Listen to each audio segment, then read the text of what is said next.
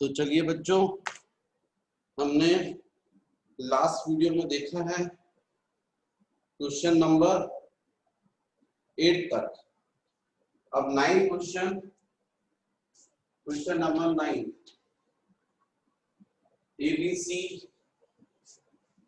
is an equilateral triangle whose each side is 0.05 meter at A and B are placed charges of 50 by 3 into 10 to the power minus 9 and minus 50 by 3 into 10 to the power minus 9 coulomb respectively. What will be magnitude and direction of resultant field at C? Equilateral triangle बोला है।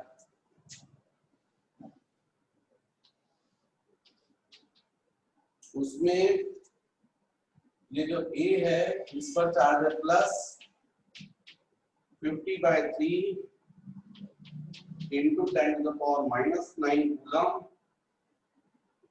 और second पर same लेकिन negative.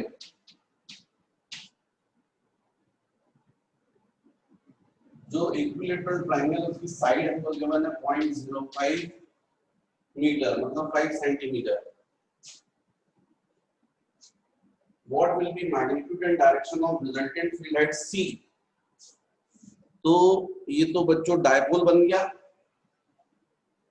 Equal charge है unlike.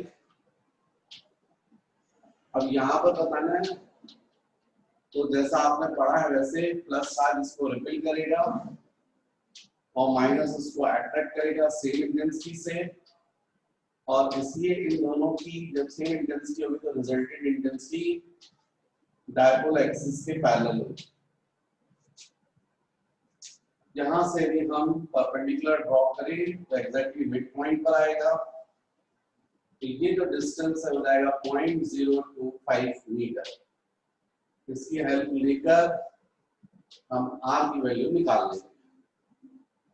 यहाँ पर हमको यहाँ पर इंटेंसिटी का मैग्नीट्यूड बताना है और डायरेक्शन तो पैरेलल टू डायपोल एक्सिस हो गया।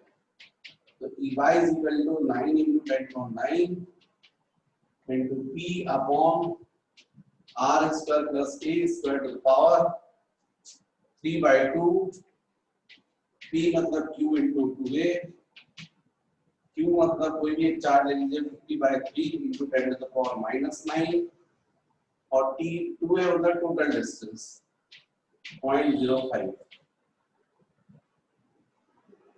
R निकालना पड़ेगा, पाइथागोरस थ्योरम की हेल्प से आ जाएगा। Root over 0.05 square minus 0.025 square. ऐसे ही ए का मतलब हाफ लेंथ, ये अपन ने कर ही लिया था, हाफ लेंथ 0.025 क्योंकि 2A जो है वो टोटल डिस्टेंस है, मतलब ट्रायंगल की साइड 0.05, तो ये मतलब। तो बच्चों बस यही है, इनको सॉल्व करके इनकी वैल्यूज को यहाँ पर रखकर सॉल्व कर लीजिए, आपका आंसर आ जाएगा। करके देखिएगा, जरूर आ जाएगा। कैलकुलेशन करने से आपकी ही स्पीड बढ़ेगी। Question number 10, the charge of 4 into 10 to the power minus 9 coulomb is uniformly distributed over the surface of a ring shaped conductor of radius 0.3 meter. Calculate the intensity of electric field at a point on the axis of the ring of a distance of 0.4 meter from the plane of the conductor and specify its direction. What is the intensity at the center of the ring? मतलब ring पर हमको, ये ring है और इस ring पर जो total charge है Q, उसकी वैल्यू हमको गिवन है 4 into 10 to the power minus 9 coulomb. इस रिंग का हमको रेडियस गिवन है 0.3 मीटर और हमको इंटेंसिटी फाइंड करना है इस रिंग के प्लेन के परपेंडिकुलर एक्सिस पर। यहाँ पर कोई पॉइंट है जो सेंटर से x डिस्टेंस पर है और इस x की वैल्यू हमको क्वेश्चन में गिवन है 0.4 मीटर। तो इस पर्टिकुलर पॉइंट पर हमको intensity of electric field calculate करनी है। मतलब हमारा टारगेट हो गया intensity of electric field eight P। तो ऐसे क्वेश्चंस के लिए बच्चों टोटल रिंग पर जो टोटल चार्ज है वो हमको गिवन है Q। आप इसमें से ये स्मॉल एलिमेंट ले लीजिए, बहुत क्लोज है, बहुत छोटा सा है, और इस पर चार्ज स्मॉल चार्ज dq ले लीजिए जो कैसा बिहेव करेगा एज ए पॉइंट चार्ज। अब यहाँ इंटेंसिटी फाइंड करना, तो इंटेंसिटी हम लोग जानते हैं force experience by unit positive charge. तो यहाँ पर यूनिट पॉजिटिव चार्ज आपको इमेजिन करना पड़ेगा। ये पॉइंट चार्ज जो है वो इसको रिपेल करेगा। स्मॉल चार्ज है इसलिए इसके कारण इंटेंसिटी कम होगी, स्मॉल होगी, जिसको आप बोलेंगे DE। स्मॉल क्वांटिटी को हम लोग DE से डिनोट कर सकते हैं, D लगाना। तो ये होगी small intensity of electric field due two point charge. अब इसमें से ये रेडियस है R, ये है X, तो बाय पाइथागोरस थ्योरम मिल जाएगा r² प्लस x²। मतलब इस पॉइंट चार्ज से इस पॉइंट P तक का डिस्टेंस आपको पता चलेगा। इसके कारण इंटेंसिटी ऑफ इलेक्ट्रिक फील्ड आप बोल रहे हैं DE, इसको कैलकुलेट कर सकते हैं। अब सपोज ये एंगल थीटा, यदि ये एंगल थीटा है बच्चों तो ये एंगल भी थीटा होगा, वर्टिकली अपोजिट एंगल। अब आप इस D को रिजॉल्व कर सकते हैं कंपोनेंट्स में, क्योंकि वेक्टर है, इलेक्ट्रिक फील्ड वेक्टर क्वांटिटी और वेक्टर्स को हम रिजॉल्व कर सकते हैं उसके कंपोनेंट्स में। तो ये कंपोनेंट होगा DE cos थीटा, जो एंगल बना रहा है वो कंपोनेंट होगा D cos थीटा, और सेकंड कंपोनेंट इसका परपेंडिकुलर होगा जिसको आप बोलेंगे DE sin थीटा। अब आपको इस D से कोई मतलब नहीं, क्योंकि इसको आपने रिजॉल्व कर लिया दो पार्ट में। एक कंपोनेंट ये दिख रहा है और एक कंपोनेंट इसके परपेंडिकुलर। जैसा ये किया वैसा ही इस पॉइंट चार्ज का ठीक अपोजिट यहाँ पर फिर से हम पॉइंट चार्ज ले सकते हैं DQ। फिर से हम सेम बात करें, इस पॉइंट चार्ज की वजह से P पर इंटेंसिटी निकालें, तो स्वाभाविक है यहाँ पर यूनिट पॉजिटिव चार्ज आप इमेजिन करोगे तो ये भी रिपेल करेगा और इसके कारण इंटेंसिटी होगी DE, सेम होगी। क्यों सेम होगी? क्योंकि हम लोग जानते हैं intensity of electric field eight P due two point charge DQ, DE is equal to 1/4 pi epsilon naught into charge upon distance square। ये डिस्टेंस सेम लिखा है √r² प्लस x²। भाई इंटेंसिटी ऑफ इलेक्ट्रिक फील्ड का formula क्या होता है? 1/4 pi epsilon naught into q by r²। तो यहाँ पर जो चार्ज है वो q ना होकर स्मॉल चार्ज है DQ, तो DQ लिखा। डिस्टेंस r² ना होकर ये डिस्टेंस है तो उसकी वैल्यू रखी मैंने। अब यहाँ भी पॉइंट चार्ज सेम है और इसका भी इस पॉइंट से डिस्टेंस सेम है, क्योंकि ये भी r है, ये x है। भाई x तो बदलेगा नहीं ना, x तो ये पूरा x है ही, ये x है, तो स्वाभाविक ये r ये x ये कितना होगा R square plus X square.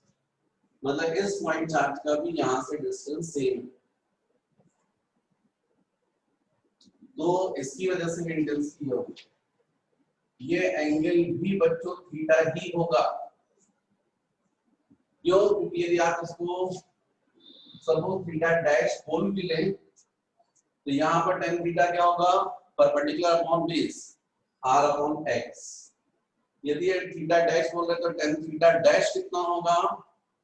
Perpendicular upon base मतलब r अपॉन x। मतलब tan थीटा भी r upon x, tan theta dash भी r अपॉन x। इसका मतलब tan theta is equal to tan theta dash, मतलब theta is equal to theta dash. तो इसलिए ये एंगल भी थीटा होगा। ये दोनों एंगल्स इक्वल होंगे। अब ये एंगल थीटा है तो इसका अपोजिट ये एंगल भी थीटा होगा, वर्टिकली अपोजिट एंगल। फिर से जैसे इस d को आपने रिजॉल्व किया था तो ये कंपोनेंट लिखा था d cos थीटा और ये d sin थीटा। वैसे इस d को भी रिजॉल्व करो तो इसका हॉरिजॉन्टल कंपोनेंट आ जाएगा d cos थीटा, जो कंपोनेंट एंगल बनाना हो जाएगा d cos थीटा, और सेकंड कंपोनेंट इस कंपोनेंट का परपेंडिकुलर होगा और ये होगा d sin थीटा। फिर से बच्चों अब यहां भी आपको d से कोई मतलब नहीं है कि इसको रिजॉल्व कर लिए। अब आप जरा सोचिए इस पॉइंट P पर यदि 10 न्यूटन फोर्स ऐसा लग रहा है और 10 न्यूटन ऐसा फोर्स लग रहा है, इस डायरेक्शन में 4 और इस डायरेक्शन में 4, तो आप तुरंत बता सकते हैं कि इस पॉइंट पर नेट फोर्स कितना लगेगा, क्योंकि ये 10 इस 10 को कैंसिल कर देगा, लेकिन ये 4 4 दोनों सेम डायरेक्शन में तो ऐड हो जाएंगे, 4 + 4 8। वैसा ही बिल्कुल यहाँ भी हो रहा है, यहाँ भी सब कुछ वैसा ही होगा। ये d sin थीटा इस d sin थीटा को कैंसिल कर देगा, लेकिन ये d cos थीटा ऐड हो जाएंगे। पर पूरे रिंग पर केवल ये पॉइंट चार्ज और ये पॉइंट चार्ज बंद नहीं है, यहाँ भी पॉइंट चार्ज होगा और इसका अपोजिट यहाँ भी होगा। यहाँ भी पॉइंट चार्ज होगा, इसका अपोजिट यहाँ भी होगा, और सबकी वजह से जो d sin थीटा है वो सब एक दूसरे के अपोजिट होंगे और सब एक दूसरे को कैंसिल करते जाएंगे, लेकिन सारे d cos theta same direction में होंगे और ऐड होते जाएंगे। मतलब इस पर्टिकुलर पॉइंट पर जो नेट इलेक्ट्रिक फील्ड होगी वो इन सारे d cos थीटा के समीशन के इक्वल होगी। मतलब अब सिंपल सी बात हो गई है कि हम लोग बोल सकते हैं by diagram summation of d sin theta is equal to 0, क्योंकि सारे d sin थीटा एक दूसरे को क्या कर रहे हैं? कैंसिल। और इसलिए अब हम लोग बोल सकते हैं therefore net electric field, intensity of electric field at P due to ring, पूरे रिंग की वजह से इस पर्टिकुलर पॉइंट पर नेट इलेक्ट्रिक फील्ड कितना बोलोगे? तो E is equal to summation of d cos theta, ये सारे d cos थीटा के समीशन के इक्वल होगा।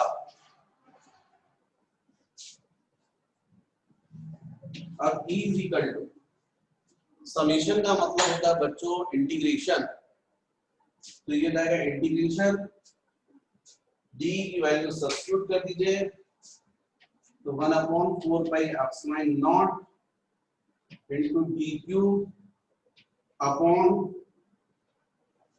ये जो आपका √r² + x, इसको मान लीजिए कि थोड़ी देर के लिए y, तो √r² + x² को सपोज y, यहाँ पर अपन लिख सकते हैं upon y² into cos theta, इस ट्रायंगल में cos theta base upon hypotenuse x upon y, x upon y, तो x अपॉन y। इसका मतलब इंटेंसिटी ऑफ इलेक्ट्रिक फील्ड तो 1/4 pi epsilon naught x upon y cube common integration of d cube, क्योंकि x भी constant है y भी constant है, variable केवल चार्ज है, तो चार्ज का इंटीग्रेशन, इंटीग्रेशन मतलब समेशन, समेशन मतलब टोटल चार्ज, तो टोटल चार्ज इसलिए हो जाएगा क्यूब, तो ये फॉर्मूला हो जाएगा 1/4 pi epsilon not into x upon y cube into q।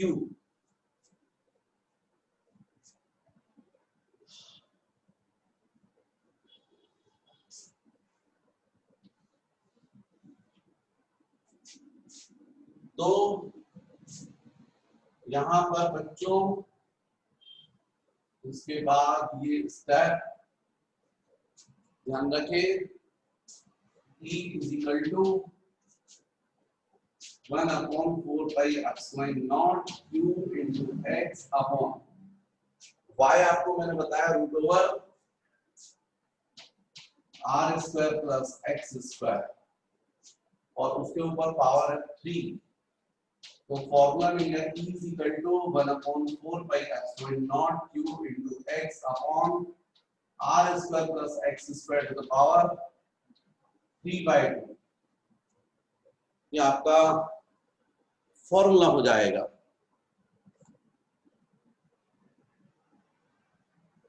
ये फॉर्मूला हो जाएगा E is equal to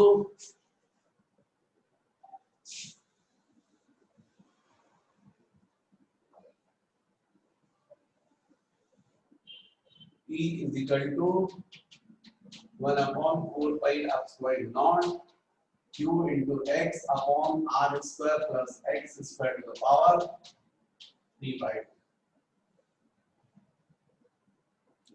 अब इस फॉर्मूले में जो जो चीजें रिक्वायर्ड है आपको वो सब पता है। देखो 1/4 पाई epsilon naught का मतलब 9 into 10 to the power 9। q की वैल्यू क्वेश्चन में गिवन थी, वहां रख सकते हो, x की वैल्यू रख सकते हो, r की वैल्यू रख सकते हो, सॉल्व कर लो कि आपका आंसर आ जाएगा। फर्स्ट सेकंड आंसर के लिए हमको बोला है इंटेंसिटी फाइंड करना है, कहां पर, सेंटर पर। यहां का मतलब है x की वैल्यू 0, हमने ये x क्या लिया, पॉइंट P का सेंटर से डिस्टेंस, पर x 0 का मतलब यही पॉइंट कहां होगा, सेंटर पर, और यदि ये सेंटर पर है तो x 0 होगा, और यदि x 0 होगा बच्चों तो ये x न्यूमरेटर में है, यहां रखोगे तो 0 आ जाएगा, पूरा 0 हो जाएगा। तो इसका मतलब सेंटर पर इंटेंसिटी ऑफ इलेक्ट्रिक फील्ड की वैल्यू कितनी होगी, 0। तो यहाँ कैलकुलेशन थोड़ा सा आप कर लीजिए, बहुत सिंपल कैलकुलेशन है, केवल चार्ज की वैल्यू रखनी है आपको, x की वैल्यू रखनी है 0.4 और डिनोमिनेटर तो आपको दिख रहा है यहाँ पर 0.3 स्क्वायर 0.4 स्क्वायर करोगे तो 0.5 स्क्वायर आ जाएगा, 2 कैंसिल आएगा तो 0.5 क्यूब बन जाएगा। तो एकदम सिंपल है, पर ऐसे क्वेश्चंस के लिए जब कॉम्पिटिटिव एग्जाम में आते हैं तो उस वक्त मुझे लगता है ये फॉर्मूला आपको रट लेना चाहिए। Intensity of electric field at any point on the axis of a ring 1/4 pi epsilon naught into q into x upon r square plus x square to the power 3/2।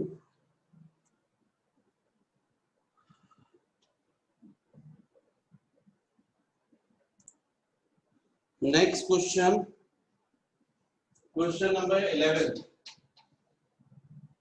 Compute the electric field intensity at a point 30 centimeter away in vacuum from a charge. ये charge केवल है Q 4 into 10 to the power -9 coulomb, और यहाँ से 30 centimetre distance मतलब 0.3 metre distance पर हमको intensity of electric field निकालना है। तो E is equal to 9 into 10 power 9 into q by r square, ये होती है intensity due two point charge. q की वैल्यू रखिए, r की वैल्यू रखिए, आंसर सॉल्व कर लीजिए, आंसर आएगा। Question number 12, an electron is separated from a proton by a distance of 0.53। ये प्रोटॉन है, ये इलेक्ट्रॉन है, इनके बीच का सेपरेशन है 0.53 angstrom. 1 angstrom is equal to 10 to the power minus 10 metre. Calculate the electric field at the location of electron. यहाँ पर जो भी इलेक्ट्रिक फील्ड होगी वो प्रोटॉन की वजह से होगी इस डायरेक्शन में। तो formula E is equal to 9 into 10 power 9 into q by r square, 9 into 10 power 9 into charge on proton 1.6 10 to the power minus 19 r 0.53 into 10 to the power minus 10 square। इसको solve कर लीजिएगा, कितने Newton पर coulomb आपका answer. Question number 12।